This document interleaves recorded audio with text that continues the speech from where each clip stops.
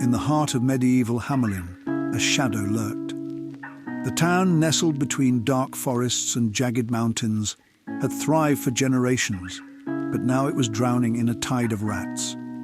They swarmed through the streets, gnawed at the grain stores, and spread disease and death. No matter what the townsfolk did, the vermin multiplied, devouring their crops and threatening to bring the town to ruin. One evening, as the sun dipped below the horizon and the townspeople locked their doors tight against the encroaching darkness, a figure appeared at the gates of Hamlin. His skin was pale, stretched tightly over his bones, and his eyes glowed faintly from beneath the hood. His clothes were old, rags from another time, and an air of decay clung to him. He carried a long, tarnished flute that hung from his neck like an ancient relic. "I am the piper," he whispered in a voice that rattled like the rustling of dry leaves. "I have come to rid you of your pestilence for a price."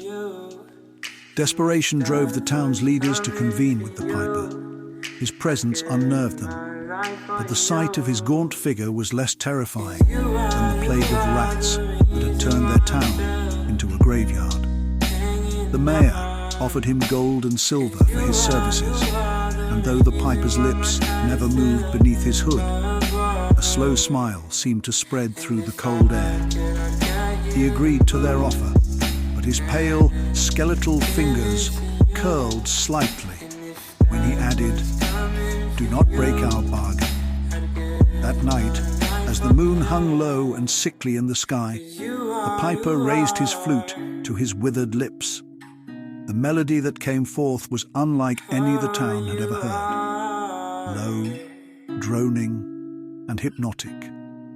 It crawled through the streets, slipping under doorways and through cracks in the walls.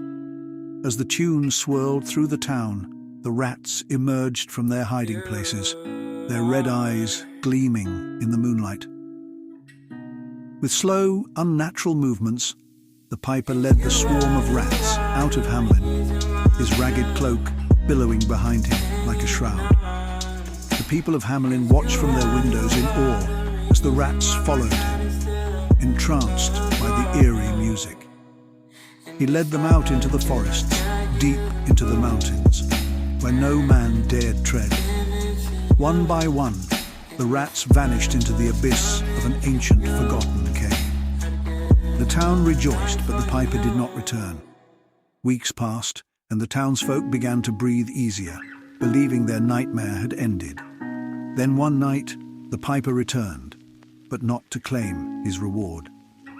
His figure was gaunter, his eyes now glowing with an unnatural light, and the stench of death clung to him more heavily than before. He had come for something else.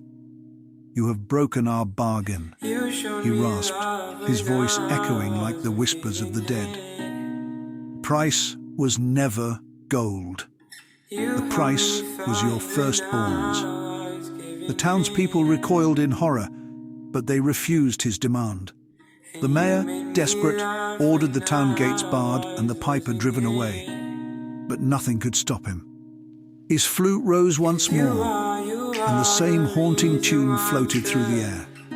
This time, it was not the rats that answered, but the children. From every home, the children of Hamlin stumbled out of their beds, their eyes wide and blank, their faces pale as moonlight. They moved with the slow, jerking steps of the undead, their small hands reaching toward the piper, as if he had taken their souls. He led them out of the town and into the dark forest, toward the same cave where he had led the rats. Their parents wept and wailed, chasing after them, but the piper's song was too powerful. The children marched into the mouth of the cave, vanishing into its eternal darkness.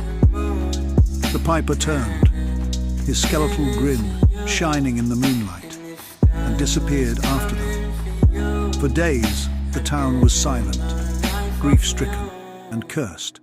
The townspeople tried to enter the cave to retrieve their children, but the entrance had collapsed, sealing the darkness within.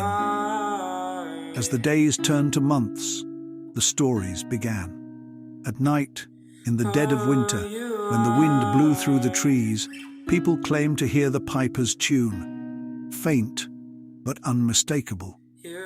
Worse, they said the children's voices could be heard singing along in a ghostly chorus, their souls bound forever to the piper's curse. As the years passed, Hamlin fell into ruin. The crops withered and sickness returned. Some aspired that the town was cursed because they had broken their bargain with a being not of this world. Others said that the piper had been a revenant, a soul returned from the grave to exact his revenge. The truth was lost to time, but the legend remained. The piper of Hamlin, the undead figure who came to claim the children's souls, and the town that vanished into shadow for its betrayal. No one ever entered the dark forest again. Those who dared approach the old cave would sometimes hear the faint echoes of the piper's eerie melody, forever playing for the damned souls trapped in the darkness of Hamlin's curse.